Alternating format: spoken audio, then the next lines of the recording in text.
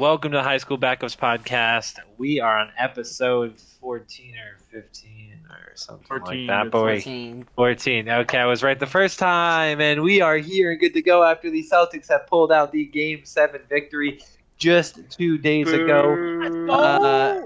Dude, Kyle's booing. He's a Celtics fan, or he's not a Celtics fan. He's a Flyers or a Rangers. The only thing he's been consistent about his whole life is the Yankees. Like, dude, it's so bad. He's chosen more sports teams as majors, and that's already a record. So, anyways, welcome to episode 14 of the High School Backups Podcast. We're happy to have you here. We're happy to be here. Fun-filled conversations going on today. We already have the setup here. We're going to be going through New England news as per usual. We'll be talking another extra round, of course, of updates when it comes to the playoffs. Does the MLB season matter? That'll make more sense in a little bit. And we're going to talk a little bit about our PLL fantasy experience and what we're going to be doing throughout the year and talking about here as we go. And lastly, we end with podcast polls as per usual. So in the New England news, this week, nothing on the Patriots end as per usual, and I guess technically nothing on the Bruins end, again, as per usual, because they couldn't do anything. They are playing golf. Yeah, and they're still doing better than the Rangers. So as we go here, No. It's perfectly fine. So we're going to move on to the fact that Shosturkin's carrying the Rangers, just like Thomas did. And so the important part is that we're moving on to the Celtics, who had just recently gone into the conference finals. Again, Kyle literally has a Celtics sticker on his conference. I don't know where his brain is. No, I don't.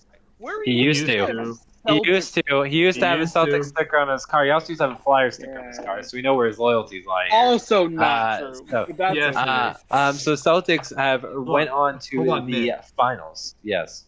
Kyle, I was in your car this weekend. There's still Flyers floor mats in there. There is a reason behind why I switched. You all know it. I'm not going to voice it. Yeah, we completely agree. But then don't our teams for switching from them. That's the important part. I was so annoyed with the team that I went one. Who are actually going to make it to the finals, unlike the Rangers. So go Celtics. We'll see. We'll see. So they're already in the finals, exactly. So they've already done the job, which Kyle seems to think that the Rangers are actually going to do. So, anyways, moving on from the Celtics, who we were very excited about. I said Rangers in 4. Anyways, go Celtics. We'll talk a little bit more about that as we go. Yes. And then lastly, the Red Sox, who have been on a hot streak, which we'll talk about as well. Got blasted 10-0 last night. Yes, by because the Orioles. And then the game before they won 12-2. So who gives you're also 3-5 against one of the worst teams in baseball right now. So that's good. And against the Yankees, I'm pretty sure it's 1-2, and by the end of the season, it's actually 17-2 because we've only had one. So why are you happy right now? Anyways, I don't understand. Because it doesn't matter. You're in second to last place. With 40 games in the season. Again, we'll get into we'll the talk subject. about this in a little bit. It's an awful subject. Austin's really excited to be in first 1/4 of the way through the season. Hey, congratulations. Not even 1/4 of the way through the season. Yeah, it's over 1/4 of the way through the season, actually. I mean, we'll let him celebrate it for now because it's not going to be the case much longer. So it never is. Austin, because we feel. Anyways, that is it for New England news. Outside of, we did want to bring this up, kind of not so New England news.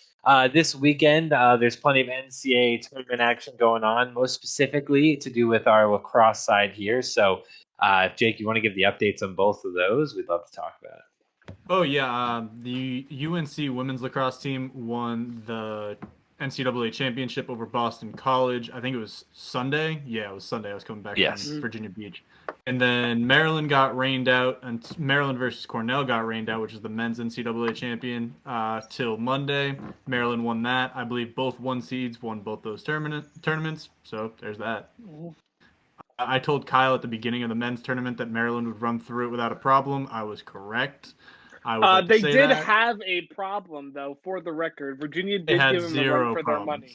Virginia gave them a run for their money, which I did tell you they would do. So a run for their money by Virginia losing by 5. That's still a run for their money. But Virginia wasn't even close. Virginia wasn't even ranked. Virginia wasn't even ranked. Virginia not even ranked. And it's not even close. Let me no. When you bring the 1 seed that is undefeated, I don't think Maryland lost all year. That's what I'm saying. Maryland was undefeated. They were able to bring it within 5. That's giving them a run for their money. No, it's not. It's not even close. Yes, if it was 1 goal, it'd be a run for their money. It was 5. Yeah. And lacrosse, that's close. It's what not. Are you talking? Yes, it is. What are you talking about? Okay, undefeated. It's like saying 10 points in basketball is close. It is. It's not. Oh my god. That's personal perspective.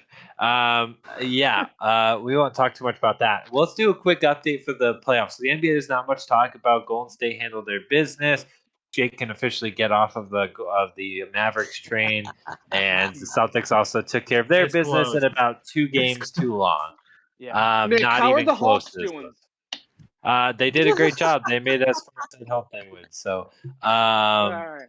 Moving on to the NHL, and what will be, in my opinion, my favorite in the NHL is the Edmonton Oilers, and the fact that a mixture of Connor McDavid, Draisaitl, and Evander Kane, whose name I just remembered, are all 3 of them are going for the record books this year.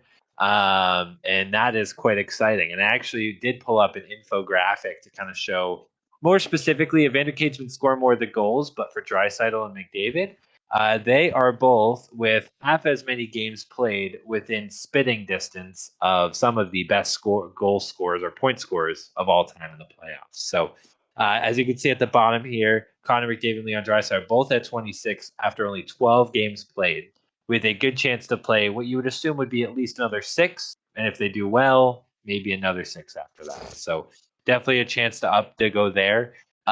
They would have to have crazy continual success in order to get close to this Wayne Gretzky spot, or even Mario Lemieux, or even furthermore, really these top 4 or 5. I am not an NHL fan, but oh my lord, I understand why everybody talks about Wayne Gretzky now.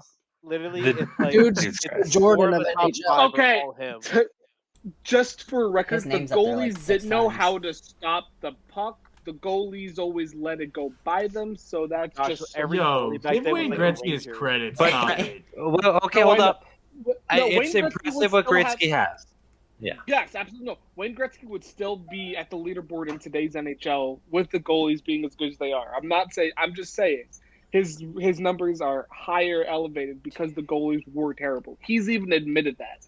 He admitted that point blank multiple times. He said, I would not be as good. I'd still be good, but not as good in today's NHL. He has said that numerous times. There are videos all over the internet. Go look it up. He has said that so many times on record of him admitting that he had an advantage.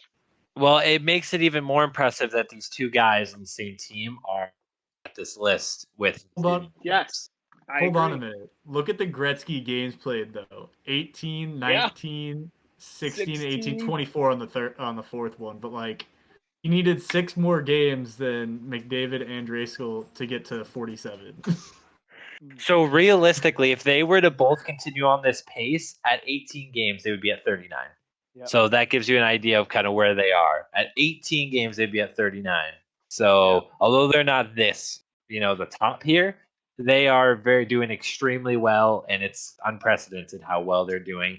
I saw the breakdown game by game, and Draisaitl had a lot of crazy games towards the end of the last series, but McDavid's been a consistent 3 points a game. Like, it's been gross. So, like, 2 to 3 points a game. So it's been very fun to watch. I definitely just wanted to bring this up, so we're doing the update.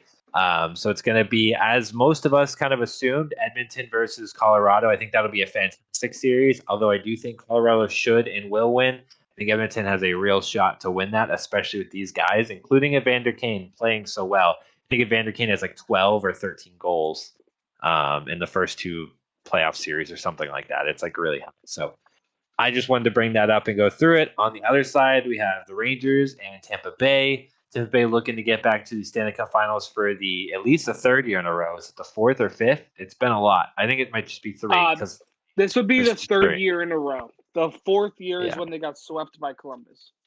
Yes. Well, in the I got you. Yes. In 2019 is when they got swept by Columbus in the first round, and then first year in the bubble they won. Last year they won, and then we'll see this year. But yes, and they do have a good chance because the Rangers are a good enough team, like they deserve to be where they are. But the Tampa Bay played lights out, and if they continue to play lights out, it's going to be really hard for the Rangers. Absolutely will be the biggest challenge for the Rangers this playoffs.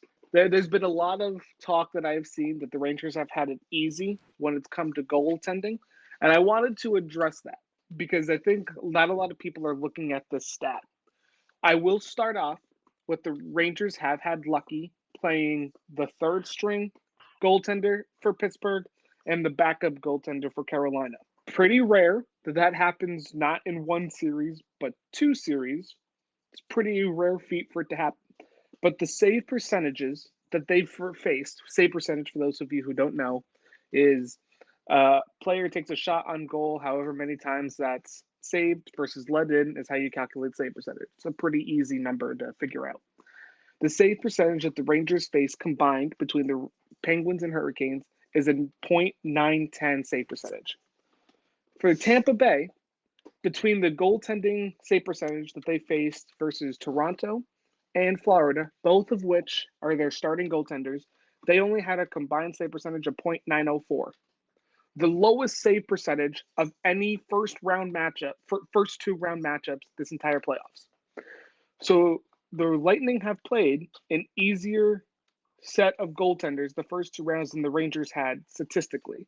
And people are saying that the Rangers had it lucky because they played lower goalies. I think that's just a very bold statement to say when the goalies were playing as hot as they were. And it's to get lucky in one series, I understand, but in two, but that just doesn't make sense to me how you can not say it's skill at this point. It's not Cal, just are those save percentages for the playoffs or are those for the season? Playoffs. Those are just the playoffs. Okay, so what that tells me, without looking too much into it, and I don't know the numbers on this, I know that Tampa Bay was scoring a lot more than the Rangers were, and so therefore that they also were shooting less. Yeah. The Rangers were our volume shooters; they shoot a lot, which is a good and so for that reason, that can also skew it one way or the other. Right, but they were also Rangers were scoring more than Tampa was, for the record with that. I don't know. I don't think there was one game in the Toronto series that was won by more than 2 goals. I don't know. You're boys. also going Sounds against the like best it's going to be goalie in the league. Rangers in 7. Yeah.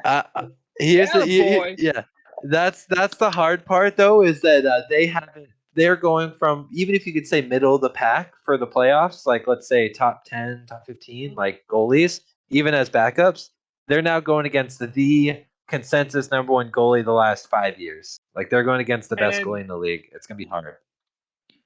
And the Lightning are going up against the second best goalie in the league as of this year. Yes. So I'm yeah. It's gonna be just as hard I don't know. Lightning. It's gonna be just as hard for Lightning.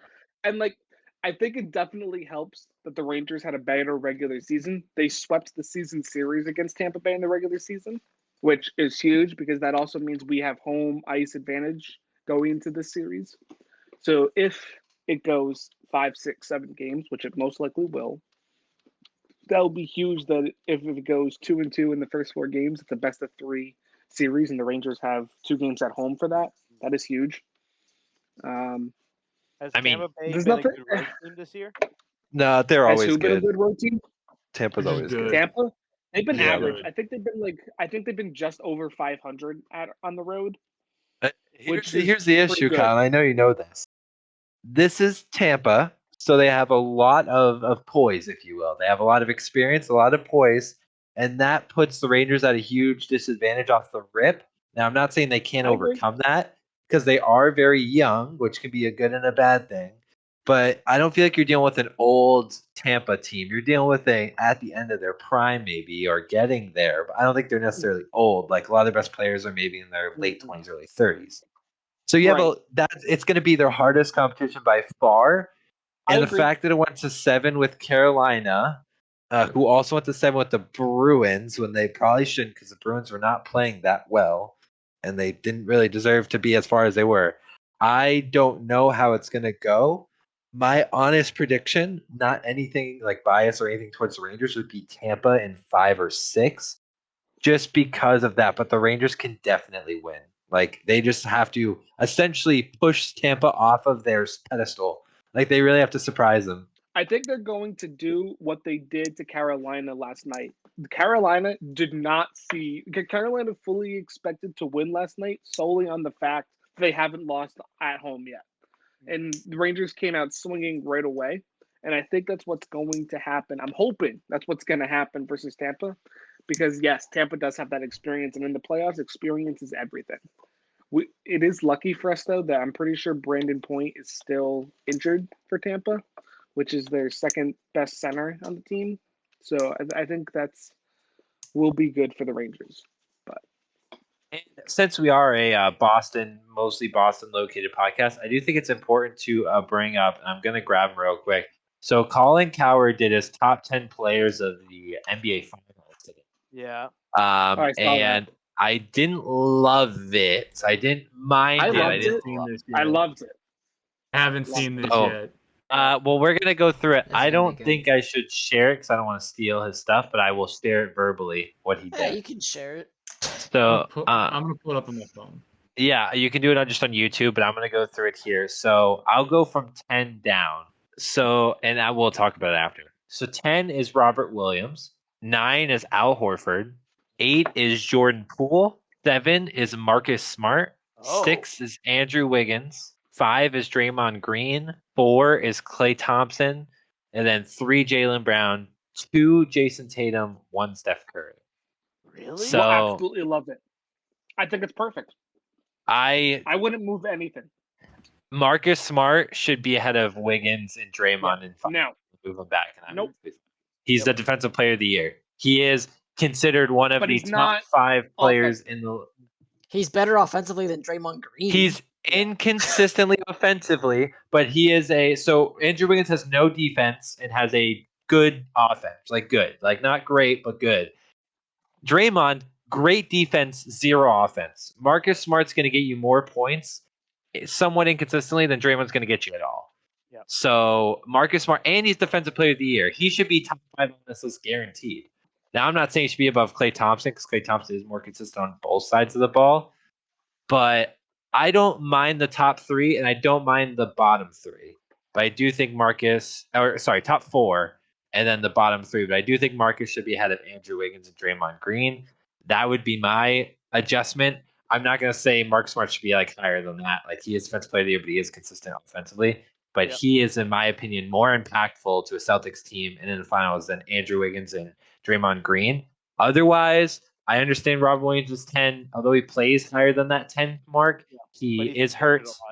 He's injured. I completely get that. Al Horford, he's a leader. I'm totally fine with it. Other than Smart, I will say, if Jason Tatum didn't have as many turnovers as he did, God, it's so bad. I think he should be number 1, but he gets so many turnovers that. So I'm fine with that point about Tatum's turnovers. He's actually getting a lot better at recognizing double teams and creating shots for people. So I think that's going to go away. Thank you, Miami. That's what Miami's going to do to him now. They're going to double team him. So my only problem with this list is that 7 and 5 should be flipped. I think Andrew Wiggins at this point in his career is better than Draymond Green, especially offensively, and I don't think he's that much of a defensive liability. I'd prefer to have Marcus Smart over Andrew Wiggins, but if at this point I'm flipping 7 and 5 and the rest of the list is fine. I 100% agree. I 100% agree with that. I love Steph Curry at 1. I think that's perfectly fine. I think it's respectable. It's respectable. I think he deserves to be there just because he's more consistent at this point, and he's still a 60-point game ready to go off or hit 15 threes on you. He's not in his prime, but he's going to give you he could give you up to 3 or 4 games of classic Steph Curry. Thing is, he's still in his prime because he's a shooter. He really is still in his prime. There's not. I don't see his game and go, oh, it's not Steph Curry from 5 years ago. If anything, I think he might be better. And he's, I think, at the point where he actually carries the team now. Whereas when they made that first championship run, there was a lot of Iguodala and Draymond Green really holding down the team and giving Steph the room to shoot the threes and be able to just shoot daggers after dagger, and put away teams. And they obviously got a little lucky that LeBron was the only person on that Cleveland team that was able to do anything. It still took him 6. So But I think now he actually carries the team at like a superstar level. No, honestly, in my mind, what the series comes down to is Curry and Tatum are going to get their buckets, and then how well can you defend the other team's depth? Because these are the two deepest teams in basketball right now. It's not even close. And it's going to come down to whether or not, like, I'm curious to see how Golden State plays Tatum. Like, do they double? Because you have Draymond, who's definitely their best defender. Clay's not nearly the same defender he was. He's had an ACL and an Achilles. Like, he's not the same guy. He can still defend, but even if you have those are your two best defenders.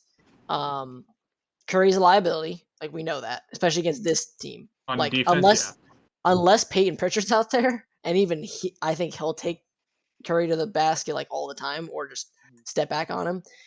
Which I can't wait to see. I really hope he gets a solo on him and just hits a dagger 3 over him. That'd be awesome. But anyways, I think it's gonna be interesting. Do they double? Because if they double, you've got Brown. Who's guarding Brown at that point? Wiggins. I'll take that. Like, I'll take that matchup. Better than who was it guarding him during Miami series? Oh, it was PJ Tucker had got guard Tatum, and then Jimmy was on Butler mostly. That was hard. Like, Jimmy Butler is so crazy. Jimmy Butler, and honestly, like Howard talked about, as well as like a little bit, it was hard to watch the Celtics bring that series to 7 because it honestly should have.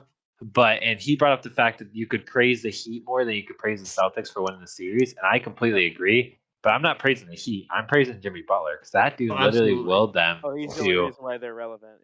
Like, he could have won them the series, and although it would have sucked as a Celtics fan, they almost brought it back at the end of that game. And it I was feel like that was a little bit more of Celtics losing that, though. We kind of they would have lost the series by far. Like, Jimmy Butler would have been a big reason why they won, but in the end, it was still the Celtics that kept doing dumb stuff. Like, Smart. I love Smart. Could not shoot to save his life. I love him. Put in 24 in Game 7. What do you mean? No, he just missed those 3. People are going to talk about those 3 missed threes, and it's not the threes as much for me. I think one of them was contested. The other 2 were kind of open, so I'm okay with that. Him taking those because, I think it was Chris Broussard might have said, "Oh, there was one where he could have like pump faked and drove in." I'm like, yeah, you could have, but if it's an open 3, it's an open 3, and like he's like a 34% 3-point shooter or something like that this season. And in the playoffs, I think he's been right around that. And everybody's giving him crap, but yet Jimmy Butler is way worse than him. And they're like, "Oh, shoot it," because it's Jimmy. I'm like, I think he's 28%. 23. Yeah, he's 23 in the season. Or was that just the playoffs? I think it was the season, and I think he's 25 over career. Okay, like it's not. No, he's terrible. But my problem wasn't with Smart shooting an open 3 when Tatum is double teaming passing the ball. Like, that's fine. My problem was like that last one where he just threw it up over his head and didn't get away from he was triple teamed. Like, someone's open, like, don't. And throughout the series, it was a lot of his like dumb mistakes. You guys saw the one that video that Kyle sent in the group chat, right? Where Smart steals the ball from Jimmy. I think it was the second or third game. Goes down the court, behind the back, throws it up off the backboard, and it misses terribly when he had Tatum for an alley-oop, probably. Yeah, he's still working on it. I love him, and he's getting better at distributing. I just want him to not. I think I agree with that sometimes. I think he starts to think it's maybe not his team, but he thinks he can do more than he can offensively, and he just needs to realize, attack the rim. If you get the double, be the passer you really are, because I think he's a great passer. But I think he tries to be a little too flashy sometimes. One last point on this. If I'm the Heat right now, my only priority this offseason is getting Jimmy Butler a second scorer and doing nothing else. Yep. Go and try to get Zach. I'm going to get Zach LaVine or I'm going to get Bradley Beal, and that is first and only priority. I'm getting Dame if I can. I'm going to say the big difference between, I'll say, with Marcus Smart with his 3 missed threes and then Jimmy Butler's is, one of it is you're trying with Marcus Smart, you just want to increase your lead to control the game. At that point, as physically dominant as Marcus Smart can be, if he could just push right in the middle or at least even get a foul too. I mean, or at least go for 2. That's a lot better than trying to go for 3 when, it could possibly miss and then the team would take it. And with Jimmy Butler, he's your star player. You need a 3-point at this, in order to get ahead by 1. So I think trust your star player and just go for it. But I think this is a little bit of a difference. I just think I don't know. There was a little bit. I didn't like how the Celtics were a little flashy near the end of it, trying to pass it to each other, and then they almost lost the game. Like I it wasn't got Miami beat us. We almost lost the game for yeah. ourselves. I got a question for you guys. Going into this, who are you more worried about with turnovers, Brown or Tatum? Because they're basically the same over the series. Tatum. Brown. Neither, actually, to be honest. Brown. Really? Defensively, I would say I'm most worried about whoever Draymond Green is, because honestly, he is their best defensive player by far, and for that reason, and by far, I mean literally by far.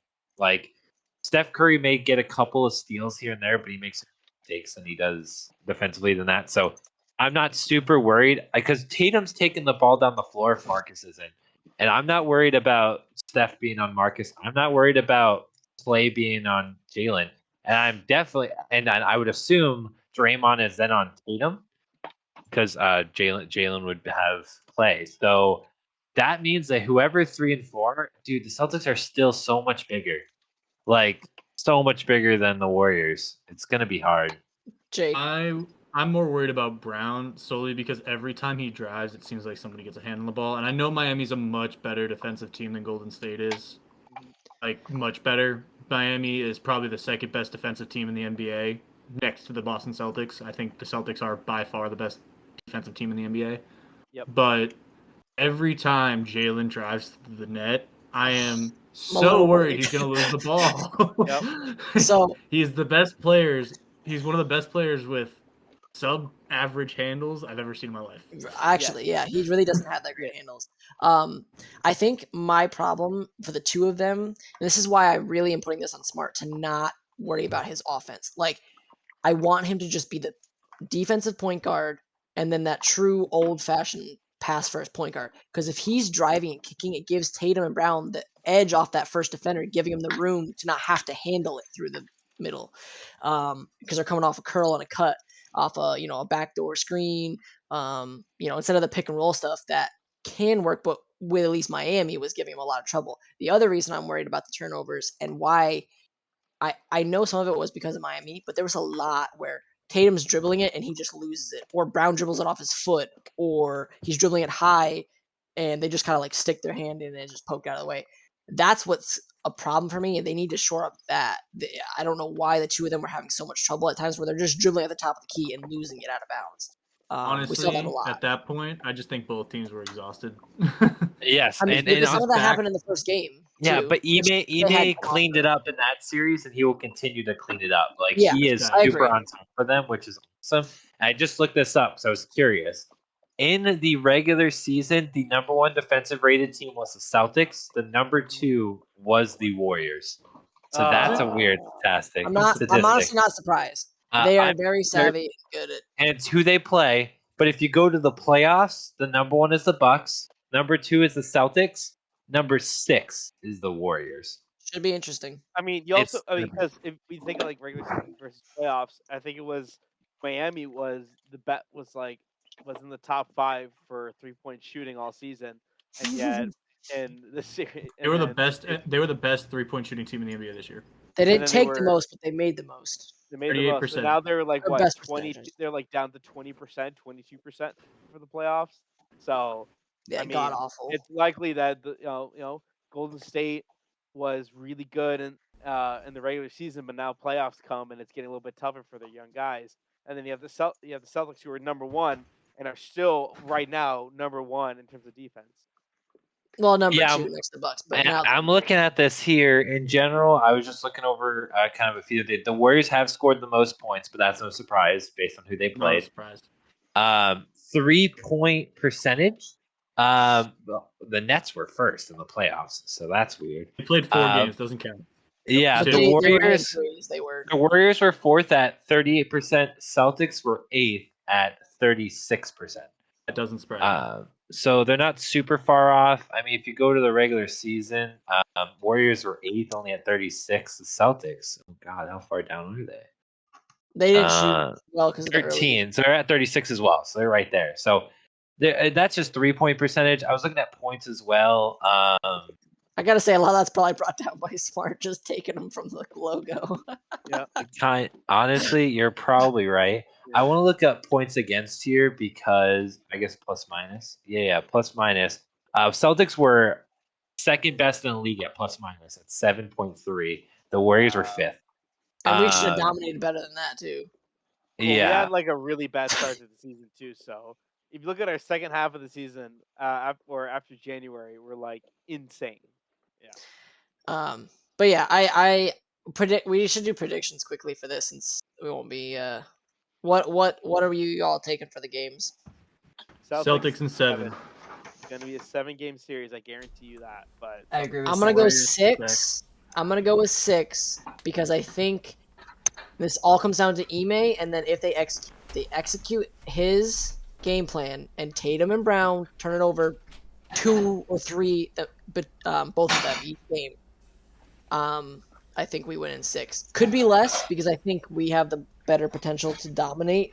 I know Steph hasn't had the same. His 3 percentage hasn't been as good, especially in that last series against the Mavs. I'm pretty sure he wasn't shooting well. He also shoots 29% overall against Marcus Smart for his career. Yeah. More important fact though, beyond that, is that in the last 8 games that he's played, besides the most recent one because he got hurt by Marcus Smart stepping on his ankle, Steph Curry's averaged 35 points against the Celtics in the last 8 games. He can average 35, but if he goes, if he's shooting 29%, 15, that's fine. Yeah, I mean, it doesn't matter. Same as Jimmy KD. averaged 35, and they couldn't. He's alone. So, but they have a lot more help. Well, I was gonna say, yeah, Steph Curry has a lot more help than Butler Yeah, does. I agree with you. But I'm if gonna he's go. taking those extra, it's gonna be hard. I'm gonna go Celtics in 5. I think that Golden State actually wins Game 1, and everyone starts to panic. And then the Celtics are undefeated after a loss this season, and then therefore they go ahead and they win the next 4. I mean, you had a team like Brooklyn who had 2 incredible, but 2 superstars that we swept them. So it is possible. But I think it's just Golden State has so much more of a fight. I can honestly see them going 2-0 at home, just with just how dominant they are at home, especially trying the West Coast. It's going to be tough because we haven't had to travel that much since Milwaukee. Like all of Miami was just in the same time zone, so now we're going to be 3 hours behind. That might mess with the guys a little bit. Nick, I might agree with you if the Celtics had any finals experience whatsoever compared to the Warriors' 123 games of finals. Yes. But Celtics in 7. Molly, what do you think? Molly says Warriors in 6. It's her opinion, not mine. I'm sorry, it's not up for debate. Kyle, don't train your dog to tuck out of its. That's not fun. I mean, she's already a Rangers fan with Kyle. Oh, you damn straight she is.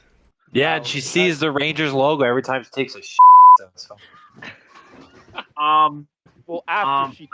I'm gonna have to. I'm really been thinking about this, like how the matchups is gonna work, though, too, for the Warriors and Celtics. Like, they're both tremendously talented teams, but like Jake said, it's like the Warriors have all the experience for finals games, and you look at the Celtics, they have some playoff experience, but it's not like they've been to a finals and have all that pressure on them to finally finish it out this season.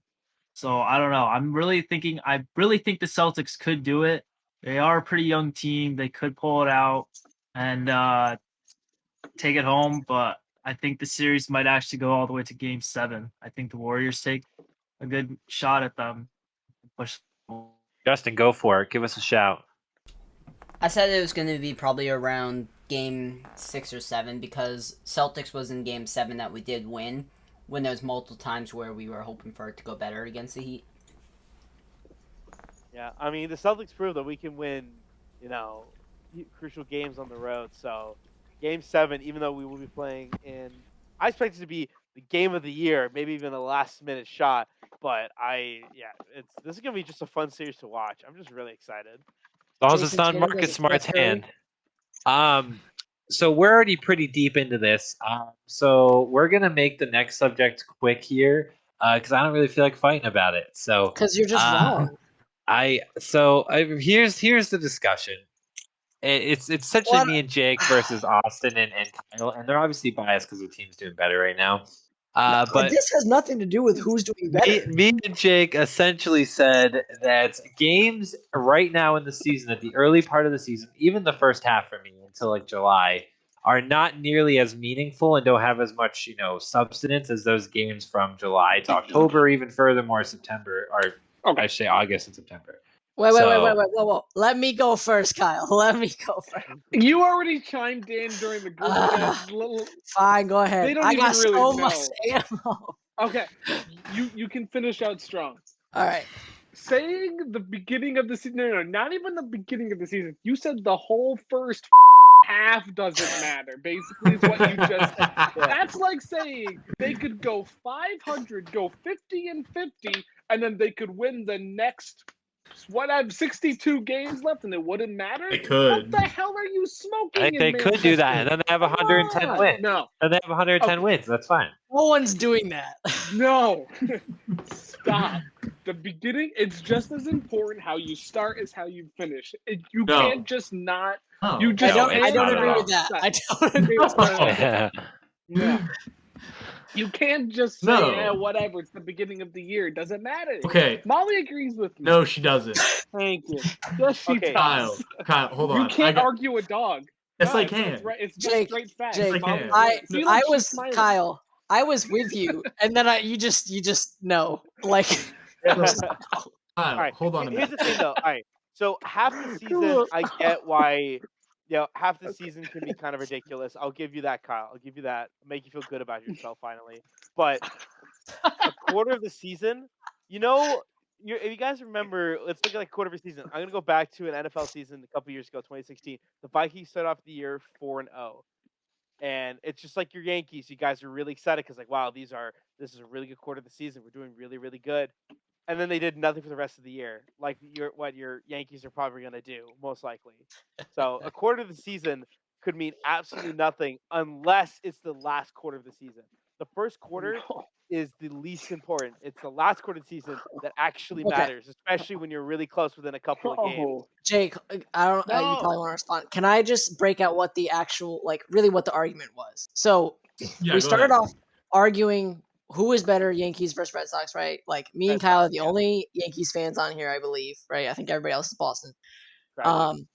So we were arguing back and forth, and then Nick decides to go in and say that every game is not equal in terms of getting to the playoffs. I'm not talking about where the momentum is. I'm not talking about how you finish versus where you start, which is where Kyle, you lost me, because it does matter how you finish, not necessarily how you start. Although I said they were equal. No, I said they were equal. Okay. But yeah, I do agree with Jake and Nick's points from our chat yesterday that it's better to finish hot than it is to start hot. Like, I agree with that. Like, I would much rather my team be okay in the beginning and finish off really strong, because we've seen that with championship teams like the Celtics, who are now there, or the Red Sox every time they win the championship. Right. Usually the Red Sox do that. And two of the last three champions in the MLB have both done that, with the Washington Nationals, who nobody expected to, but they finished hot, and last year's team with the Braves. So I agree with it. How you finish definitely matters. But to say that each game is not equal to each game is just absurd. And to your point, Steven, right? If they start 4-0, how they finish, I don't remember if they made the playoffs. I believe they made the playoffs that year. Nope, they didn't. They didn't. Okay, so they didn't make it. 5-11. Okay, so not every team. Some teams start out hot, don't finish out well, and they lose more games. But if they had started out 0-4, and now you have to win. Well, now it's 17 games, so now you have to win out of this. What's that left? 13 games. So now you're already at a place where the best you can go is 13-4, and now that might, if you can manage to win all 13 games, that's great, and you'll finish probably in the top of the league. But you have to win all 13, so it puts you at a huge disadvantage. Whereas if you start 4-0, you have the ability to lose a couple games because you started out well. So both things are important, and that's why I said it makes no sense to say one game here doesn't matter at the end, when last year the Yankees, Red Sox, and the Blue Jays within the last 3 games had a chance to either make it or lose. And The Yankees lost one more game and had to go to Fenway. If you guys have to come to Yankees, I'm not saying that we win, but it's definitely a different scenario. Yeah, because see, those 3 games are much How more many- important than the other Yes, 159. I completely No, agree. It's because if good. we win No. one game earlier, it's still the same. It's But still the again, same we're result. not thinking about those It's earlier not. games. Think about what's happening at the end of the season. Oh, So, okay. like, I have a much okay. better. I was gonna say I have a good comparison. Kyle, you talked first. You're going last now. Okay. So, Wait, my Tom. important comparison Fair. is the Celtics from this season, and it's a great You comparison. can't. Okay. The Pause. Celtics No. were. Wait, let him No, speak. Let us no, speak. let Let us him speak. talk. Let us speak. Let You us speak. cannot go. compare Let him basketball talk. to baseball. Those are apples Yes, to you oranges. can. No, you No, can't. you can't. But Go ahead. continue. Go ahead. Go ahead, Yeah. Nick. Bill Go ahead. You can compare those better than you can football to baseball. Let's be That's honest. true. Because I all will. last I games. will agree with that. Yes. But It's easy to go on a 12-week win streak than it is to go on a 30-game week win streak like with baseball. But nonetheless, with with basketball, right? You play about 3 to 4 games a week. Baseball, you're playing about 5 to 6 roughly. So you're playing consistently. You can really get momentum, all that stuff. If you start off rough, the Celtics were 3 games under around January. I'm not going to go for exact dates, but around January 1st, they were 3 games under 500. They proceeded to, from that point on, in the last almost 5 months, they have only lost 12 games. So let's say you double that. Let's say you double that for baseball, assuming you play roughly double the amount. Let's just assume you play double the amount in baseball, right? Because it's roughly double amount of the season. That means in the last 4 months or 5 months of the season, which is from what? I guess you could say beginning of October to what would be the beginning of May or beginning of June or so, that time frame. If you only have 24 losses, that means you probably had like what 80 wins. I think they actually that's a lot. I think the Celtics went 33-12 since then, or something like that. So you have like 60 to 65 wins. That already is almost enough to not quite. There's still like 20 games, but if you go even at 20-20 for the first 40 games, and then for the rest of the season, you then go 65-25. I know that's not the exact numbers. That means you have 85 wins. People with 85 wins make the play at wild card, especially now that they've added another 2 teams. That's enough to make the playoffs. So you have a subpar start, which is the Red Sox only 3 out of 500, about 50 games in, about a third of the way through the season. And then the rest of the season, they go essentially a 75% win rate, which actually Celtics were about 75% win rate. That means for the next 100 or so games, they're winning 75 games. That means they're ending with 98 wins or something like that because they're at 23. That is one of the best in the MLB. That is one of the best in the MLB. So that's my point, and that's why I think that getting hot around now to the next couple of months is way more important, and the games are way more important than having a rough start, because the rough starts sometimes are needed for a team to get kicked in the like Trevor's Story, who has now had the most successful last 2 weeks in the MLB. So he's been So, as red hot as I've ever seen anybody. okay. Go ahead, Jake. I'll talk after So you. I'm coming at this from a different perspective.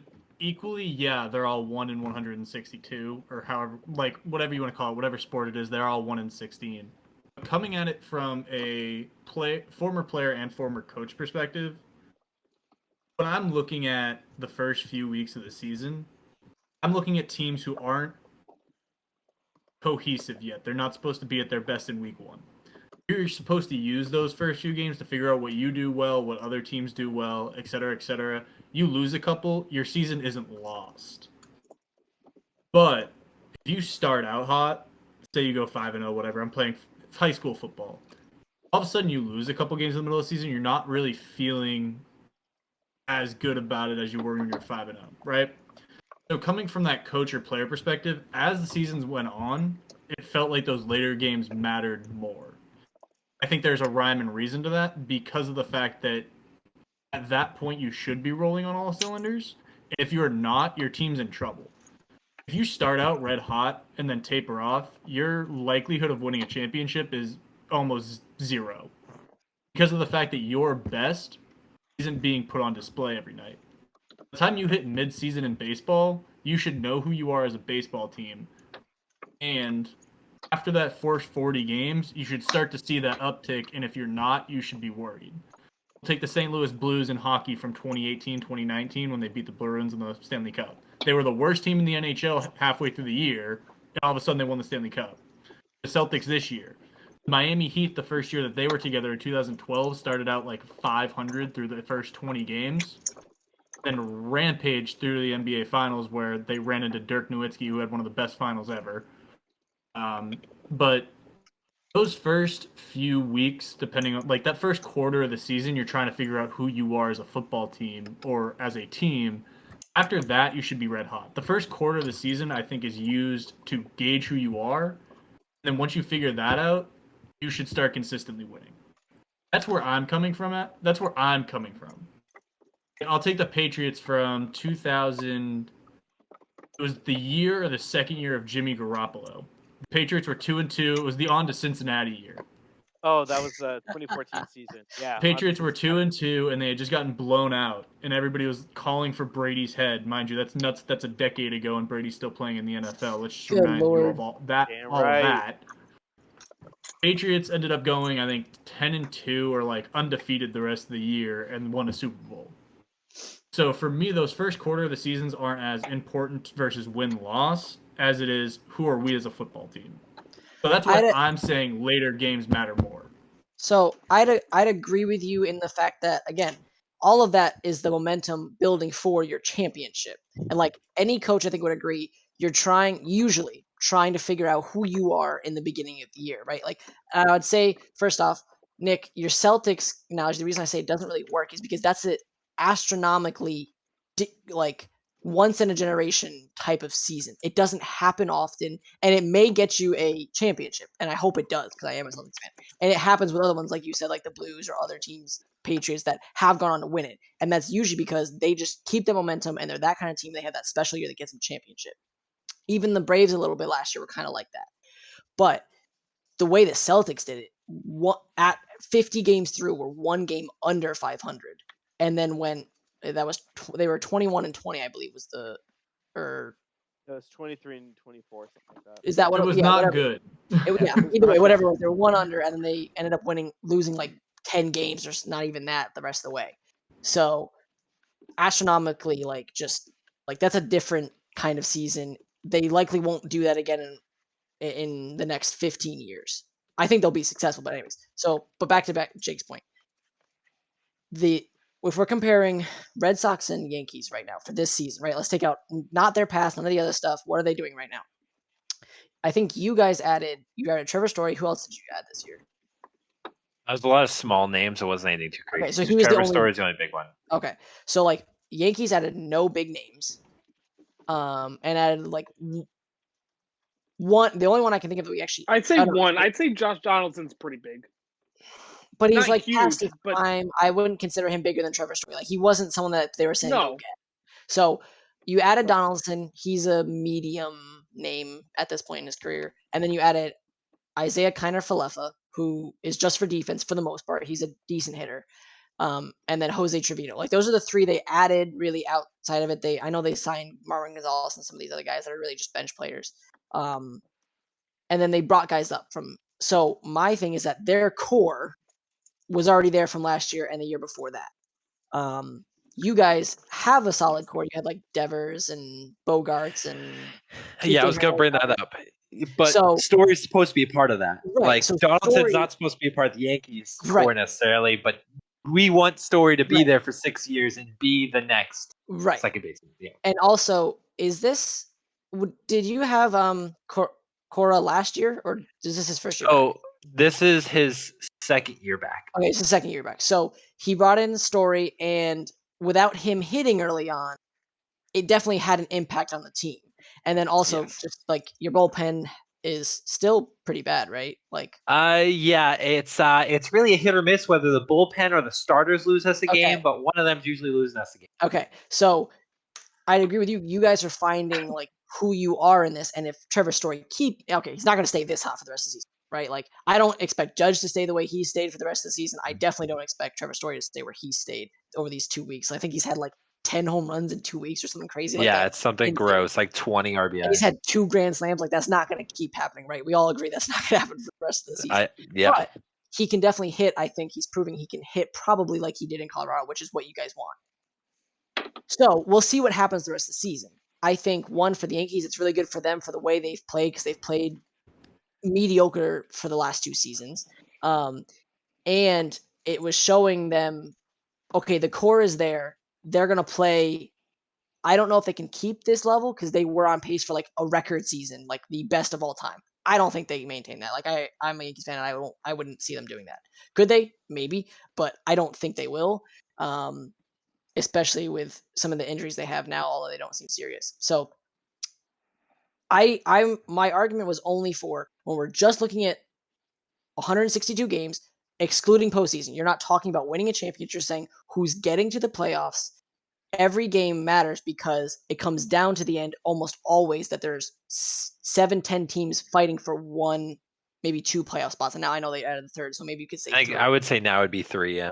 So that's why my argument was every single game, beginning and end, matters because they're all going to be within 3 games of each other. And if you won that extra game earlier, you'd have that extra buffer at the end of the game. Now, I agree with you. When you get to the end of the season, if you're fighting for that, those matter at that moment that much more because you're building momentum on that team. But if we're taking out, you're going for a championship, you're trying to win in the playoffs, you're trying to build momentum and get your team ready for that, then I think you have to say every game matters just as much. That was my big point. I get it. I just don't think you can take that monumental late game aspect out of it. Like I just don't like. Theoretically, maybe you can do it, but in real life, I just don't think you can take it out because of how monumental those games are. Yeah, and here's a question, realistically. So the Red Sox are currently 23-26. They're 10.5 games behind the Yankees. In my opinion, and you guys can agree to disagree with it, however you feel about it, I would rather be in the Red Sox position right now because of how they started. I don't like a perfect season, and maybe it's because the Patriots have never had a perfect season, and the one time they did, it ended in shambles. I'm sorry. Who'd they lose to? Remind me. Kyle. Eli Manning, Mario Manningham, and Tyrese. That's it. David Tyree. That's it.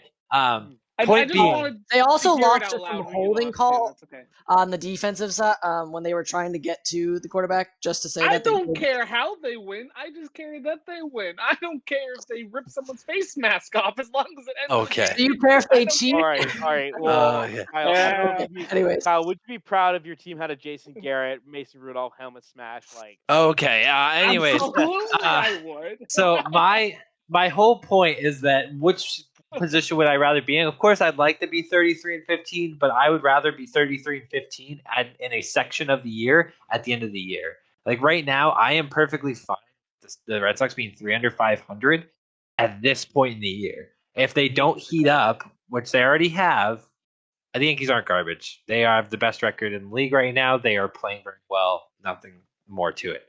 I would rather be the Red Sox who are going to get hot in the middle or end of the year than the Yankees who are towards the beginning. As of right now, they could stay hot. They could get hot at the end of the year. I would just rather be in the Red Sox position because a team who doesn't face adversity early will face it late, and that's the worst possible time. So maybe this is where I think this is like thinking back to Jake's analogy of him playing in high school. I thought about mine. All the teams I was on for soccer, which was the only real team sport I played, I ran track, but it doesn't really count. Frisbee. Yeah, Frisbee in college. So for soccer, all 4 years, I had a bunch of teams that we started out iffy. Like, or some of them, they went like, okay, maybe they went 4-0, had a terrible middle, and finished okay late. My senior year, we went wire to wire undefeated, went all the way to the state championship, won our conference championship. Now we ended up losing the state championship, unfortunately, but Andrew, you remember Coventry and how good they were.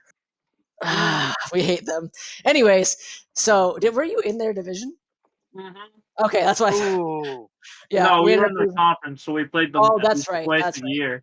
Because you guys were kind of a class up from us. But anyways, that's not the point. It was just funny that both had to play them. They beat us 2-0 in the state final. But we were usually that team that started out iffy and tried to climb out of a hole, and it just never seemed to work for us. Senior year, we said we're going to start fast, we're going to start hot, and we're just going to carry it. And we did. So I think it also depends on who your team is and how like what's their mentality.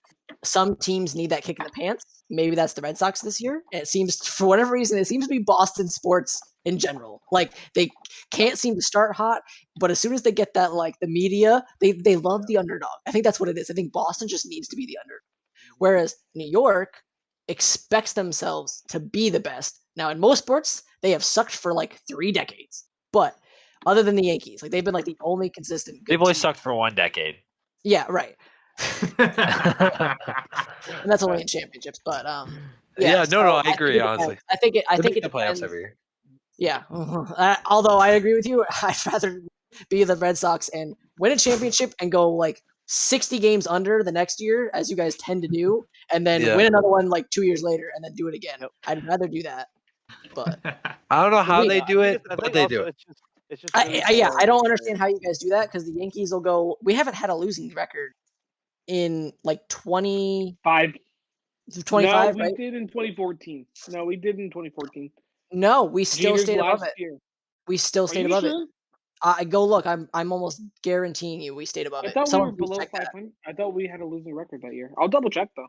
I mean, Don't- point being, a lot of not losing. It feels like that's almost preventative play, whereas the Red Sox play for championships. Like they're playing to win that final game. Whereas it sounds like the Yankees are just trying not to lose. Like they're just, you know what I mean? Which It's also isn't been the a lot right of way. bad- New York team, but It's they're been a just better lot. at They it. were 5 games over Alex 500 that year, so you were right, Austin. we that's what I'm saying. Like I would rather have a sub 500 season and win a championship the next year than go 5 games over 500 and then go another 5 games over 500 the next year. Like, what does that matter? I agree with you, Hey, Nick. It's at least you're annoying. consistent. Consistently mediocre half the time. I agree with you. This past decade has been terrible. Sounds like And you know, then they'll you're have just- like that. They're not one as bad year- as the Giants. It's okay. That's true. Yeah. It's true. Again, they're the only good team. They've been to the ALCS once, no, twice. I think in the last decade, maybe 3 times. Who, the Yankees? Yeah, In the I know last they had the decade, 2017 season where they beat that ridiculous Cleveland team. I think the Red Sox have been 4 times and they've won twice. Yep, you've been 4, won twice, and They won the World Series both times. Yeah, so when you guys have gotten there, you've won. They've won their last 4 World Series. If they've gone there, they've won it. Yep, and that was a special 2018.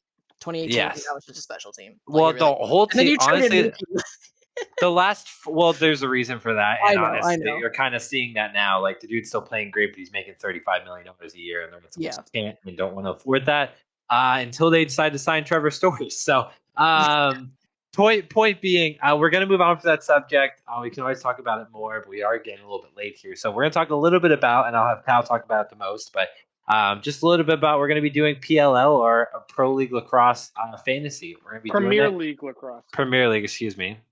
We're going to be doing it and talking about it and just kind of reviewing it. It won't be as in-depth as our fantasy football stuff will be, because none of us know as much as that. But we are going to be doing it for fun. So, Kyle, feel free to talk about it a little bit. Plus, the app is broken. Yeah, that's like the biggest thing right now. Is so like the PLL app is like just getting started.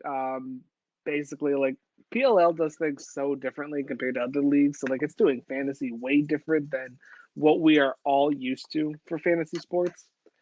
We have to constantly change our lineups every single week. So this is kind of just going to be like a curveball every single week. We're not really sure what's going to happen. But I know a couple of us are fans of lacrosse. Like Jake and I do follow it. Nick knows a little bit about it. So we'll like kind of talk about it as much as we can. The first week is this coming Saturday, so definitely check it out. All games will be on ESPN and ESPN Plus. So there isn't really much to talk about because we don't know anything about it. Like I know it's a game there's that just grown men Yes. play with sticks and balls. That's about it. And projections Pretty are much, obviously, like I have the highest projections, again, but that means nothing. Like, we don't know how people are going to Like, play this weekend. it's not like fantasy football where there has been like normal statistics for 20 plus years. Like this is brand new. They've made fantasy lacrosse up for the very first time. Like no one has any idea what the projections will actually be and like whatnot. Like it's just and they made it the whole most annoying new way. shit.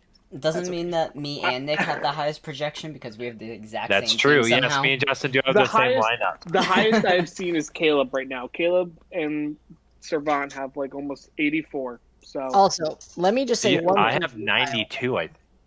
Kyle, sorry, Kyle 94. That's what it is. Sorry. for those who didn't I can't obviously see our chat because it's just us. Kyle goes, public, "Oh, it's just like no, it's public apparently." Kyle goes, "Oh, the lacrosse is so much different than all the other sports. You can't have fantasy the same way. They score goals, they save goals, they have assists. Okay. That's like most other sports. What do you mean they can't do it the same? No. I didn't mean they couldn't do it the same way. I'm saying that they won't do it the same way because the PLL is as extra as it comes. They have to do that's things just differently. annoying. I'm not disagreeing. Like, I don't agree there. I'm just saying. We're gonna try to be unique. And they easily could do it like every other league, but they're just doing it differently. Like, they're still doing it based on like goals and assists and saves. Like, that's still how they're calculating the points. I know. They're just doing the drafting differently. I will say I'm kind of afraid that if you know how difficult it is to use the PLL fantasy app. I mean, they're gonna have to change it up because if it becomes like almost unbearable to use, and then they're trying to get people to use it, and it's like, oh, come use our app. It's really difficult, and you're gonna hate yourself for trying it out. No, they'll change it eventually. Like, eventually they'll change it. Eventually, the PLL app will just be like the NHL app, where it's just like statistics and standings and stuff like that. And then they'll probably move to like Yahoo Fantasy or ESPN. If this partnership with ESPN goes well, I could 100% see them doing fantasy lacrosse on the ESPN fantasy app in the near future. I completely agree. 100% trial run. Not to mention the fantasy app doesn't work on Android yet, so yeah. This is the very first time trial run. Like, there is literally so many kinks, so many things wrong with it. They're doing things wrong, but learning from it. And I'm like, 2-3 years from now, it will be so much better, and we'll be like raving about it. But like, I'm just surprised. You partnered with ESPN. They have a fantasy app, and you don't use it. Yeah. ESPN probably didn't want to yet because they knew how new it would be. I think it's still like betting. They should have just been like, "Oh, it's betting. Let's just." I think you can, but nonetheless, we're excited to do it. They have fantasy UFC on the ESPN. UFC is also a huge sport, so. No, I know, but I'm saying like fantasy rugby. What's your argument for that, Nick? Also a huge national sport, just like soccer. Not in America. National sport. I agree, not in America, but ESPN is also international. So, anyways, we're gonna look at the podcast polls. We are excited to do PLL fantasy, and we'll be talking about it as we go a little bit. It'll be a fun time. Most of these polls are pretty straightforward, so we're gonna go through them and go through here. So I didn't vote on some of these. I was in Arizona, so I was not aware. I was aware, but I was busy, so I don't feel guilty. However, I did vote in the last few. So, who will win the NBA Finals? They should be winning. Okay. It was very close, just like the Heat one here, which we'll talk about as well. Celtics 53%, Warriors 46%. It should be this close. It will be this close, whoever wins. How many games will be played? I put 5 myself. However, I think it's not going to be 4. But 5, 6, and 7, with 6 being the main, that makes total sense. Again, either team could win in 6. Celtics, 58% of people were correct, whereas 41% were not. I guess Kyle voted on this one multiple times. I did not actually. Hold up. We talked about which of the 4 major sports has the best player. We're going to go off this currently, who we think the best player in any of the sports are. Connor McDavid. I think, looking very quickly at this, I would fight tooth and nail for Shohei Ohtani because he's doing something that pretty much no one else has ever done. Very small. I would fight tooth and nail to replace Patrick Mahomes with Tom Brady, but Kyle called me an idiot. So yeah, Kyle did not like my Twitter comment. I agree, but Patrick Mahomes isn't on the defense of side of the ball. The closest he gets that is Giannis, but Giannis isn't also coaching his team. Patrick Mahomes can be very, very like when Patrick Mahomes falls apart. I'm willing to bet it's much worse. It is worse than every other player on this list. Like when he falls apart, he's throwing 3 interceptions and a half. Like, let's clarify though, these are the 4 best players in each of the 4 major sports, though, and I think that's pretty straight. I mean, Patrick Mahomes is a little closer nowadays than it was 2 years ago, but it really is the 4 best players in each of the sports. Yeah, I don't think the other 3 are any. I don't think the other three. There's really any debate for who's the best. I There's agree. a Whoa. debate. Well, actually, There's hold a on. debate Sorry. for No. There's a debate for Giannis. Yeah, Giannis There's versus a like debate Luka. for Otani. I'm sorry. Mike Trout's still better than I don't I think disagree. Mike Trout's No, better no. because The only- Oh, He's still putting up better no. WAR. Well, I'm also No, gonna no, say the only LeBron reason- James is better than Giannis, so Okay, that's my other problem. no, You for- can't really for for Austin. LeBron just because he's he doesn't play washed. defense. Yeah. No, but that's my exact argument for like Shohei is because Shohei pitches, Mike Trout doesn't. Like Shohei And, Ohtani's a yeah. different Makes it level more impressive. than Mike Trout is. it makes it way more That's what I'm impressive. saying. That's Yeah, I exactly agree what that I'm Mike saying, is that- Trout is the best offensive player in all of baseball. Yes. And he has been for the Correct. last 6 years, and he 100% Yeah. is. But Mike Trout doesn't pitch the ball, at least not as a joke. Correct. Correct. Like when Freddie Yes. Freeman hit the baseball or got struck out by, who was it? Freddie Freeman got struck out by someone like the I Cubs. think it was Anthony Rizzo on the cut. It was Anthony a Rizzo, couple years. and it was Yeah. hilarious because they were going back and forth. Because Freeman's one of the funniest people ever. I really hate that. They're he went also to the childhood Dodgers. friends. They also played against each other in Little League. It's They've been hilarious. friends forever. Oh yeah. So and then putting Connor on here, I would say Connor's the most beyond everyone. Like I think it's like I really do think it was close for a reason though. Is really what it comes down to. It was close. I don't think Connor should have won. Out of these four, I do not think Connor should have won. But he's on a whole different level when it comes to hockey. Like in the NHL, no one comes close to Connor McDavid. Absolutely no one comes close to his level. Other than his teammate a little bit, Draisaitl gets real close sometimes. He's still not even close. Like he's Yeah. good because he plays with Connor McDavid. If he were to be on his own, he would not be at the same level. That's the fair. difference. Looking at best player in the NBA from 2010 to 2020, I'm glad Russell Westbrook got no votes. I think the other three are the clear three. And furthermore, I think that the top two are the clear two. LeBron is LeBron, so I think that he will probably always take it, but Steph Curry created the NBA we live in today. So I think for that reason. Steph Curry also forced LeBron to change his game. So I'll give the edge to Steph because of how efficient he was at shooting threes. LeBron realized, I need to be better at shooting threes too. So I'm giving it to Steph because he forced LeBron to change up his game. I will say. Man, LeBron went to 8 straight finals, and I think nobody repeating in the East for the last 4 years since he's left has absolutely shown that was a ridiculous feat. Yeah, definitely. I completely agree. So now we're talking about who should the Magic take. I'm extremely surprised that anyone other than Chet Holmgren won because Chet Holmgren should just run it back on some Dwight Howard and just be the ultimate center that the Magic need. I'm very surprised. Give me this scrawny white dude from Gonzaga.